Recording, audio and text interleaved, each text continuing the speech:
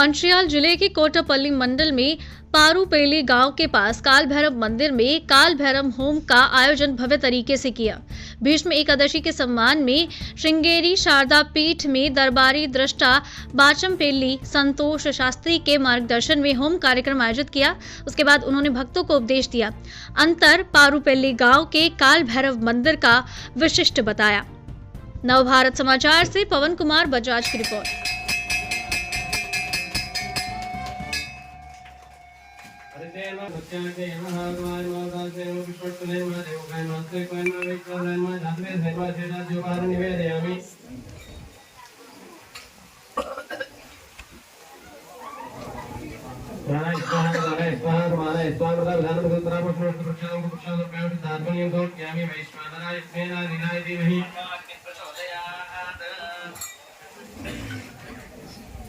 अंदर కూడా దంపతులుగా ఉన్న भैरवं भजे विश्वेशं माधवं दुण्यं दण्डपाणिं च भैरवं वन्दे काशीं गुहां गङ्गां भवानीं मणिकर्णिकां।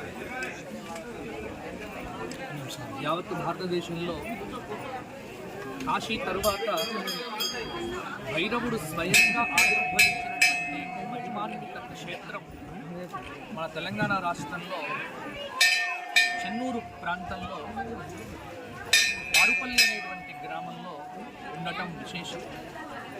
చాలామందికి పారుపల్లి భైరవుడి గురించి తెలియదు.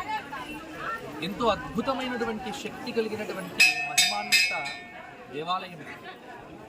గోదావరి నదికి సమీపంలో దట్టమైనటువంటి అటవీ మధ్యలో ఉన్నటువంటి ఈ పారుపల్లి భైరవుడి యొక్క మహిమ అద్భుతం, అనిర్వచనీయం.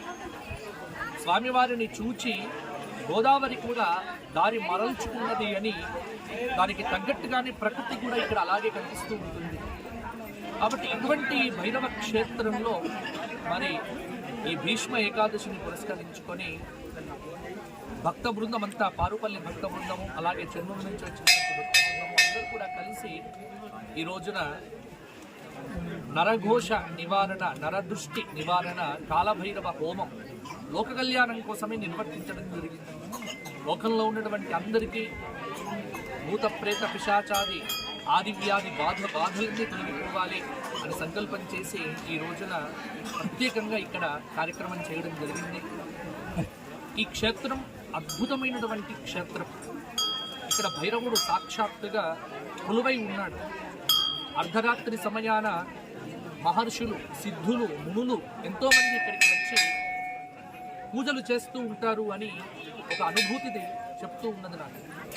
కాబట్టి ఇటువంటి ప్రాంగణంలో అవైదికమైన కార్యక్రమాలు జరగకుండా వేదోక్తమైనటువంటి కార్యక్రమాలు జరిగేట్టుగా, వేదం ఏదైతే చెప్తుందో అది మాత్రమే చేసే క్షేత్రంగా ఇది పరిఢవిల్లాలి.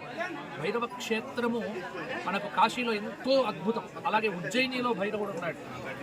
మరల పారుపల్లి భైరవుడు కూడా ఒక కొండ మీద ఒక రాతికి సహజ సిద్ధంగా ప్రాదుర్భవించినట్టుగా కనిపిస్తూ ఉంది. మరి ఈ క్షేత్రాన్ని మన దుర్గాశంకర్ గారు, అలాగే పారుపల్లికి సంబంధించినటువంటి భక్తులు, మన పారుపల్లి భక్త బృందము అందరూ కూడా కలిసి ఎంతో అద్భుతంగా దీన్ని తీర్చిదిద్దడం జరుగుతూ ఉన్నది. భవిష్యత్తులో ఇది ఒక మహాక్షేత్రంగా మారబోతోంది. గుప్తంగా ఉంది ఇప్పుడు దీని శక్తి.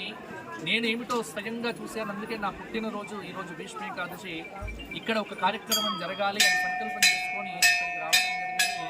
ఆ భైరవుడు సంకల్పాన్ని వెంటనే సత్యం చేసేసాడు, దాన్ని యథార్థం చేశాడు. కాబట్టి అందరూ కూడా ఈ క్షేత్రానికి రండి. ఒక ఆదివారం అనే కాదు, ఒక మంగళవారం అనే కాదు, ఎల్లవేళలా భైరవుడు ఇక్కడ ఉంటాడు. ప్రతిరోజు కూడా భైరవ దర్శనం చేయడం కూడా చాలా మంచిది.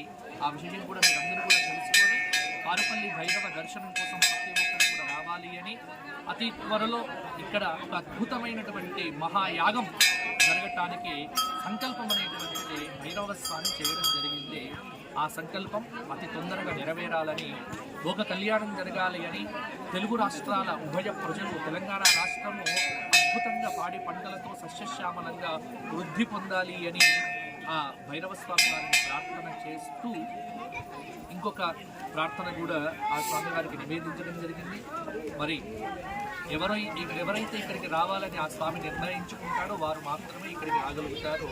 అటువంటి అవకాశం మీ అందరికీ కలగాలి అని కోరుకుంటూ జై శ్రీరామ్.